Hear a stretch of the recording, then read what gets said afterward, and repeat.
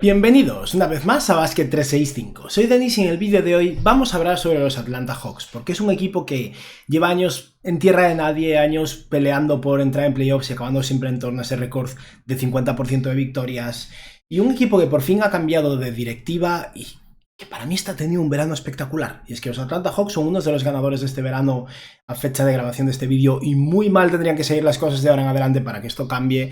Es un equipo que aún que parece más abierto que nunca tiene posibilidades reales de competir. Creo que están ellos, los Cavs, los Knicks y los Magic como los 4 mejores equipos del este. Y vamos a hablar de lo que han hecho los Hawks hasta ahora. Quedan tal vez algún movimiento menor, aún les falta mínimo contratar a 2 jugadores más, aunque supongo que será mínimo el veterano. Pero vamos a hablar de lo que han hecho los Hawks hasta ahora, porque de verdad, el trabajo que están haciendo su nuevo general manager, no recuerdo su nombre la verdad, pero bueno, increíble. Y nada, por supuesto, si estáis aquí me imagino que es porque os interesa la NBA, así que os animo a que os suscribáis, dadle a like al vídeo, que se agradece un montón. Comentadme abajo lo que opináis sobre estos Atlanta Hawks, decidme dónde creéis que van a acabar esta temporada 2025-2026 en la conferencia y hacedme preguntas, que al final de cada vídeo siempre respondo alguna pregunta planteada en un vídeo anterior. Y nada, dicho esto, vamos a ir un poco por orden cronológico. Vamos a hablar de lo que han hecho los Hawks desde el inicio de este verano. Para empezar, intercambiaron por Kristaps Porzingis en un intercambio con muy poco riesgo y mucho potencial de salir bien. Básicamente el intercambio fue Kristaps Porzingis a los Atlanta Hawks junto con una segunda ronda futura. Todavía no está claro de dónde sale esa segunda ronda. Ya están los pajaritos. Los Brooklyn Nets absorbieron el contrato de Terrence Mann y el pick 22 del draft. Y los Boston Celtics se quedan con Georges Niang y una segunda ronda futura. Mann llegó como un intercambio de febrero para intentar ganar más defensa de ala. Cobra bastante, tiene 3 años de contrato. Sacrificaron a Bogdanovic y 3 segundas rondas por él. Fue una gran cagada del último régimen, ¿no? Pero bueno, los Hawks le han dado vuelta a la situación, han movido a Mann, han movido a Niang. Sí que sacrifican el pick 22 del draft, pero tampoco fue tan dramático porque también tenían el pick 13 en este draft.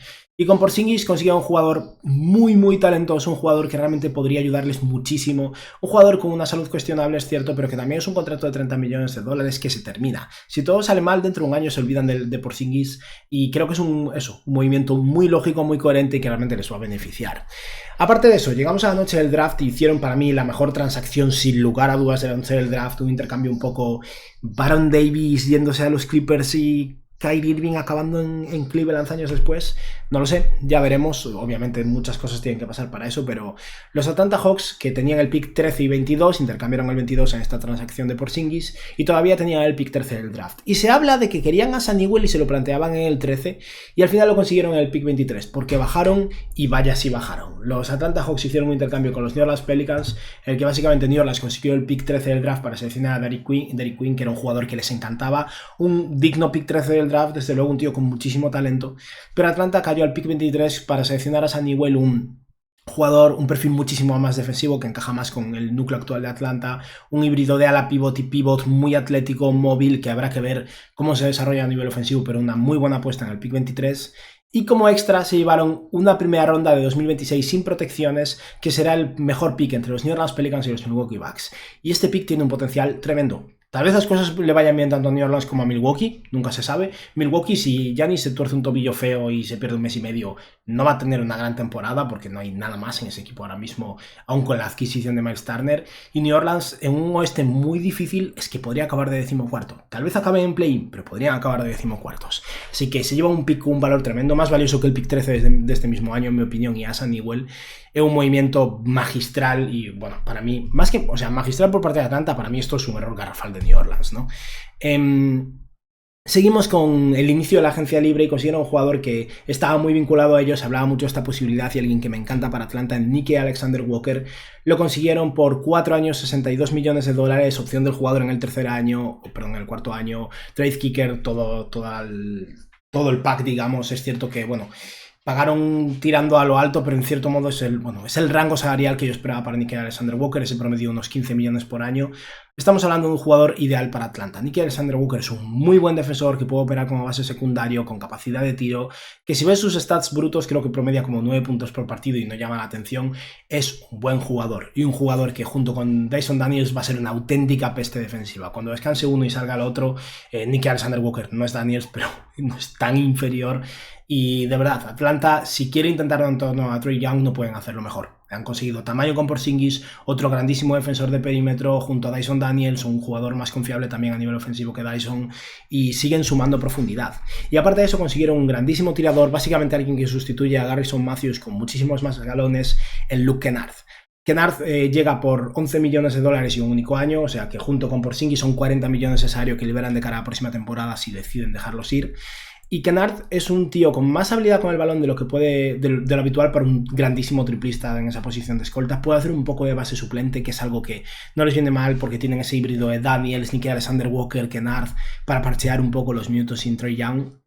Pero es uno de los mejores triplistas de la NBA, un tío muy vulnerable en defensa, pero que mientras no lo juegues al mismo tiempo que Trae Young no es un problema porque hay suficiente defensa en este equipo, y ese es un muy buen fichaje utilizando una gran parte de su mid-level. Con esto los Hawks utilizaron pues 11 de los 14,1 millones de dólares de su mid-level, utilizaron gran parte de esa trade exception de John T. Murray para traerse a Nickeil Alexander-Walker, aunque de una parte pues quedan 11 millones de dólares aproximadamente, no, perdón. Sí, creo que unos 11 millones de dólares de esa trade exception caduca el 7 de julio, o sea que no creo que la vayan a utilizar, pero aún podrían utilizar una parte más. Los Hawks a fecha de grabación de esto tienen 12 jugadores en plantilla y están unos 7 millones y medio por debajo del impuesto de lujo, por lo que no van a meterse en impuesto de lujo, pero sí que puede que utilicen algún recurso más para intentar rellenar un poco más la plantilla. E hicieron un sing and try de Clint Capela al que iban a perder, que no tenía ningún sentido con la llegada de Porzingis, con Onyeka Okongwu y además la selección de Hassan Whiteside. Clint Capela se fue un sing and try a los Houston Rockets. No está cerrado del todo, pero parece ser que vamos a ver uno de los intercambios más grandes de la historia a nivel de volumen de equipos. Esto se va a empaquetar con el intercambio de Durant a Houston, y creo que va a ser al final una construcción a 7, involucrando a 7 equipos. Estas cosas al final las hacen los equipos porque les permiten más margen de maniobra, simplemente están estructurándolo todo, pero bueno, el caso es que Clint Capela llega en Sing and Trade a Houston, a cambio los Hawks reciben dinero y creo que un pick swap de segunda ronda. Pero bueno, se llevan algo en vez de no llevarse nada, y aparte, como han intercambiado a Capela a cambio de nada, consiguen otra trade exception de unos 7 millones y medio, básicamente de su salario inicial de este año, que les durará todo un año, o sea que es otro recurso extra que ganan ahí, por lo que nada mal. Y con esto los Hawks prácticamente han acabado su verano, pero eso, tienen que hacer un par de fichajes y tienen dos decisiones importantes por delante aún. La primera es la extensión de contrato de Dyson Daniels, que espero que llegue a un acuerdo. Estamos hablando del jugador que ganó el premio jugador más mejorado del año, miembro del primer equipo, el defense, un defensor de élite con muy buen tamaño, un jugador que ha sido histórico a nivel de robos y alguien que ha mejorado a nivel ofensivo también. Y Daniels a sus 22 años está esperando un contrato potente. Que no sorprenda que supere los 25 millones por año. Un tío con esta capacidad defensiva y esta edad que sigue desarrollándose, creo que lo va a valer. A lo mejor vemos hasta un contrato en la línea, el de Jalen Sachs. Está por ver, tengo intriga por ver qué acuerdan. Pero eso, tienen que negociar su extensión de contrato con Dyson Daniels y también la de Trae Young. Atlanta está haciendo todo lo posible por hacer un equipo en torno a Trae Young funcional y competitivo. Esto implica que el motor es Trae Young. Si se va Trae Young, de repente tienes como creadores a Nickeil Alexander-Walker, Dyson Daniels, Jalen Johnson. La cosa empeora. Aún sí me gusta mucho Jalen Johnson.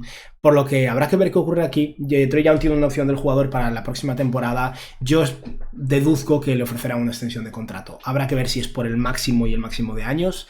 Muy posiblemente, entiendo que Trae Young pedirá eso. Con suerte consiguen rebajar un poco más.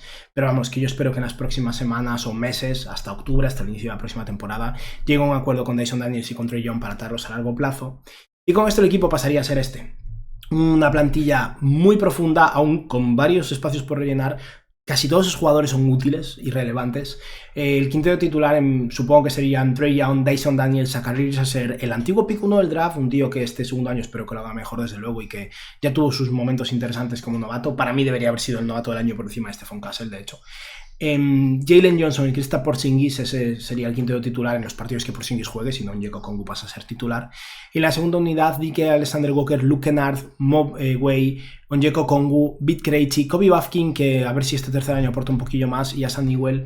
De aquí tenemos a sus 5 titulares más Nickeil Alexander-Walker más Onyeka Okongwu y Luke Kennard, 8 jugadores confiables, relevantes y útiles y que pueden realmente aportar. Luego está Mo Way, que es un jugador muy interesante, muy atlético, que en su segundo año ya produjo un poco más en el ala. Es un ala pivot muy limitado a nivel ofensivo, pero que es un extra defensivo en el ala útil. Hassan Whiteside es un novato, yo no esperaría mucho, nunca espero mucho de los novatos. Vit Krejci es un jugador aceptable y por su salario está bien. Y habrá que ver qué pasa con Kobe Bufkin. Yo no descarto incluso que lo acaben moviendo. Ahora veremos en Summer League qué tal rinde, creo que eso va a ser determinante para él, ¿no? Bufkin A mí me gustaba en su draft, fue el pick 15 del draft, pero en 2 años ha sufrido lesiones y apenas ha tenido oportunidades. Este es su año, o este año rinde o su carrera pinta mal en la NBA. Pero aparte de esto, eso, tienen pues un par de huecos claros y es cierto que viendo esta plantilla si le das un poco de vueltas al quinteto titular tal vez puedas ganar un poco más de profundidad en el ala, pero sí que es cierto que lo que más les falta es eso, un Terrence Mann precisamente al que movieron, aunque a nivel salarial tiene lógica que lo movieran. Entiendo que por ahí intentarán buscar algún refuerzo por la mínima o tal vez gastar un poquillo en alguien que pueda aportarles un poco de profundidad aquí, incluso no sé, Kessler Edwards o algo así podría ser interesante en mi opinión. Pero Jabari Walker hubiera estado bien, pero firmó un contrato dual con Filadelfia porque nadie le ofrece oportunidades a Jabari Walker, que es un buen jugador, yo no entiendo nada. Pero eso, los Hawks han hecho para mí o están haciendo para mí un verano excelente. Les falta redondear un poco más la plantilla, pero es un equipo profundo, potente, listo para competir, que si consigue un jugador de ala más aceptable, pues va a seguir mejorando. Y es cierto que eso, está por ver si utilizan alguno de sus recursos extra. Podrían realmente utilizar el Mastery de Exception y meterse hasta en el impuesto de lujo, pero no va a ocurrir. Cuando tienes una plantilla ya si estás debajo del impuesto de lujo, el propietario no va a acceder a entrar ahora en el impuesto de lujo. Pero tampoco me preocupa tanto, porque de verdad este equipo es muy potente. Y el año que viene, cuando Dyson Daniels y Trae Young empiecen sus nuevos contratos, si dejan ir a Porzingis, están preparados para tolerarlo. No es el fin del mundo, aunque obviamente empeorarán por ahí. Y nada, con esto vamos a, como siempre, responder una preguntilla, pero primero quiero hacerle una mención a todos esos miembros del canal. Muchas gracias a todos por vuestro apoyo, chicos, se agradece un montón. Y por responder una pregunta y ya acabamos, lo que quería responder hoy era algo de... vale, hablando sobre los Atlanta Hawks, sobre los Charlotte Hornets, que es mi vídeo de ayer, Sebas Arango dice: yo estoy seguro del plan de los Hawks. Quedar top 5 en el draft de 2026, sumar jóvenes y luego no hacer nada como siempre y que se repita el ciclo año tras año. A ver, es cierto que Charlotte lleva muchos años así. Unos años a propósito y otros no. Yo considero que este año no es descabellado que acaben siendo un equipo de lotería con una elección alta, pero creo que el rumbo es el correcto. Creo que el equipo por fin empieza a tomar una trayectoria lógica y tienen una vulnerabilidad evidente en esa posición de pivot, donde van a ser, pues, probablemente acaben siendo un equipo más flojo en defensa. El equipo está lejos de ser perfecto. Puede que sea un equipo de play-in en el este, puede que ni siquiera entre. Habrá que verlo, pero... sí, es probable que sea un equipo top 5, top 8 el año que viene, pero eso no quiere decir que el ciclo no se vaya a romper. Creo que por fin están empezando a romperlo y es también un poco lo positivo de Charlotte, que por fin las cosas se empiezan a... yo creo que se empieza a ver la luz al final del túnel, ¿no? Y nada, ya está. Esto ha sido todo por hoy. Espero que os haya gustado el vídeo y que tengáis un buen día. Adiós.